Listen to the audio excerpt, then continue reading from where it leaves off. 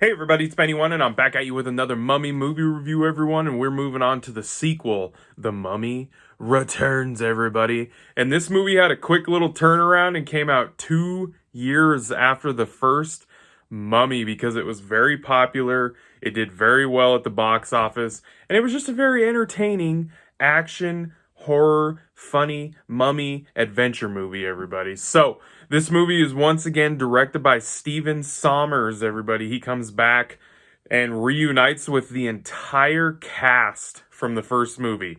Everybody's back in this movie. So, yes, he's directing once again, and you can tell because this does feel like a sequel and a natural sequel to the first Mummy movie. Our characters are obviously in different places because this movie does take place quite a few years later because Rick and Evie have a son named Alex who, so I'm trying to remember how old he was. I think he was I think he was 9 or 10 or something like that in this movie. I can't quite remember.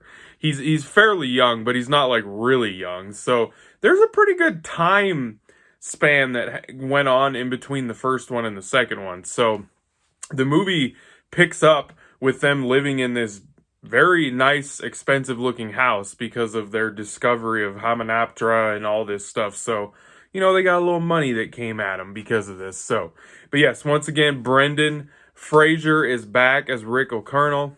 He's fantastic in this movie as well. I think he does just as good of a job playing this character in this movie. And Rachel Weisz is back as Evie, and her and Rick are married now, of course, and they have a child, like I said, his name is Alex, who is played by Freddie Boeth, I think is how you say his last name. So yeah, I like his character, like his little banter that he has with his parents and everything, and because he gets kind of into some shit, and he gets kidnapped and all this stuff from Imotep, and so he kind of has to fend for himself, but you can tell that he can kind of take care of himself and fend for himself because of who his parents are and everything that he's learned from them. So, and then Arnold Vaslo is back as Imotep,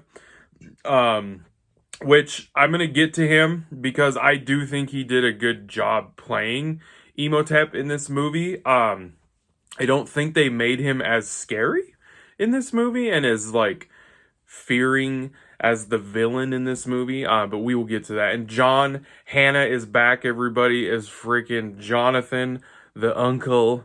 Fantastic. Him and Alex have some great on-screen stuff together, like in this movie, they really do.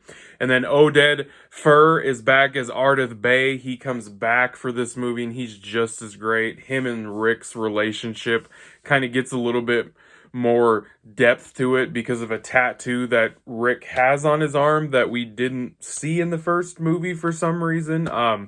Little one of those plot holes in this movie that doesn't quite totally make sense because it wasn't on his arm in the first movie, but he has it on his arm now in this movie, so I don't know, And then The Rock, everybody, Dwayne The Rock Johnson was making his movie debut in this movie, and he is the Scorpion King. He got cast to play the Scorpion King in this movie, and then he actually got a prequel movie telling how he became the Scorpion King in the first Scorpion King movie, which I will be rewatching after I finish watching the third Mummy, and then I will watch that, and then the Tom Cruise one, and then I'll rank them all, everybody, after I've reviewed them all and rewatched them all. So, and you know what? The Rock, I really don't even think he has really any lines in this movie. He hollers a couple of things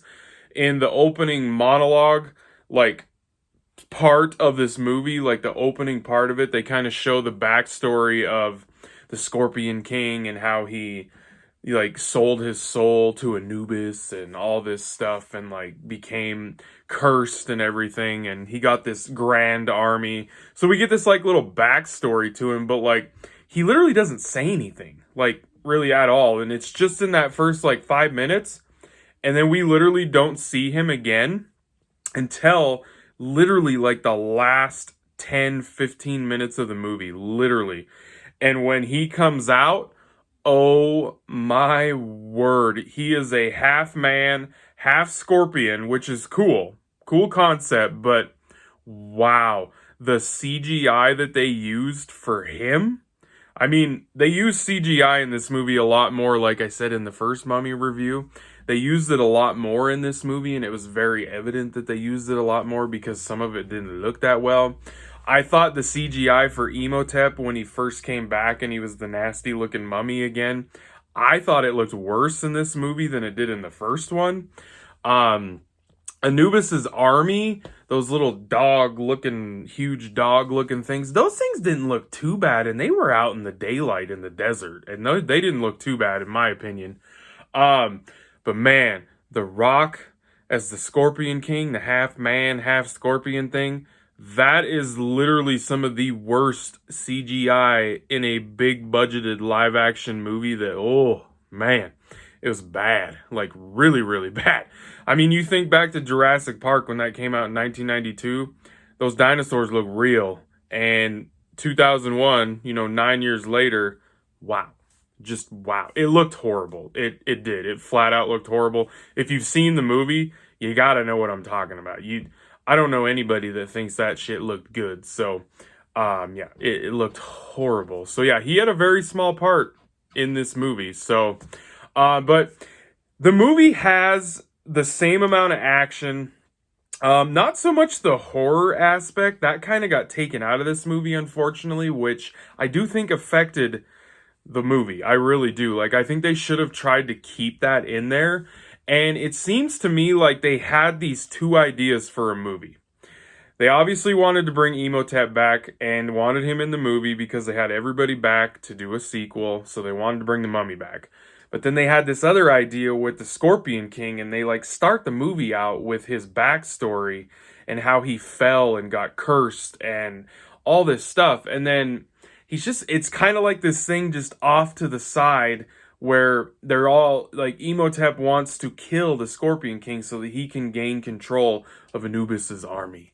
And the problem is it's like they can't quite figure out which one they really want to focus on, because at some points in the movie it's just it's really confusing at times. And I think the story, because they turned around so fast and this movie came out literally 2 years almost to the T later, so they literally I don't think they had enough time to fully work this script for this movie out the way that they probably should have and work the kinks out of it. Because like I said, that Rick has a tattoo on his arm that wasn't in the first movie, and it's this big meaningful thing in the movie. By the time the third act comes around, it's very important to the what's going on and who he is, and it's just out of nowhere, and it's whoa, you guys are just coming up with these ideas and you're just throwing it and be oh, here we go, let's throw this shit in the movie.